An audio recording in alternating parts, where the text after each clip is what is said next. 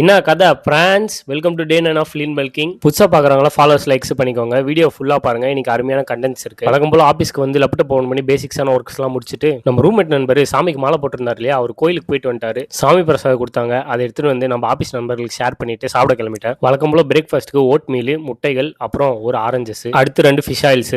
அப்புறம் என்ன ஆஃபீஸ் ஒர்க்கை ஸ்டார்ட் பண்ணிட்டேன். புதுசாக வீடியோ ஆங்கிள்ஸ் ஏதாவது எடுக்கணும்னு சொல்லிட்டு 2 ஆங்கிளில் வீடியோ எடுத்துட்டேன் ஒர்க் பண்ணுற மாதிரி. அடுத்து ஆஃபீஸ் அட்டியில் ஒரு பிளாக் ஆஃபீஸு. அட்டியில் பேச்சு அங்கே இங்கன்னு போய் எங்கேயும் சுற்றிட்டு வந்து திடீர்னு 2000 3000 1 டே 2 டே ஏதோ மீட்டிங்னு பேசிக்கிறாங்க.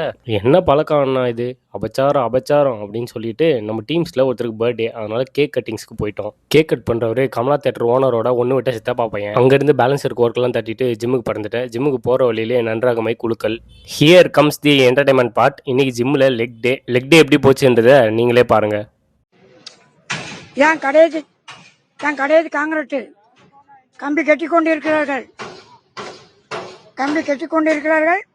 இதான் கடைசி பாயிண்ட். மேலே கம்பி கட்டி கொண்டிருக்கிறார்கள். பாலம் வேலை கடைசி பாயிண்ட் நடக்கு.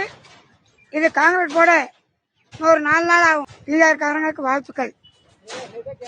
இன்று ஆடி இப்படிதான் போச்சு இன்னைக்கு ட்ரைனிங்கு. ஆனால் ஒரு நல்ல லெக் டே.